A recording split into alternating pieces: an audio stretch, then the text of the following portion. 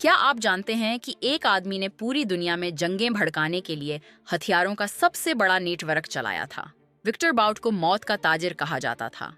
90 की दहाई से 2000 तक ये साबिक सोवियत फौजी अफसर 60 से ज्यादा कार्गो तैयारे चलाता था।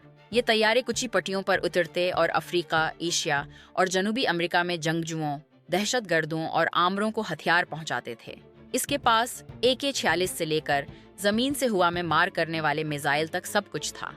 सियरा लियोने, अफगानिस्तान और कॉन्गो में जंगें भड़काने में उसका बड़ा हाथ था। जाली कंपनियां, सफारती पासपोर्ट और रिश्वत के जरिए वो खुलेआम काम करता रहा।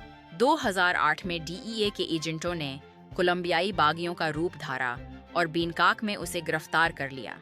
न्यूयॉर्क में उसे सजा हुई और उसकी कहानी निकोलस केज की फिल्म लॉर्ड ऑफ वॉर का इल्हाम बनी।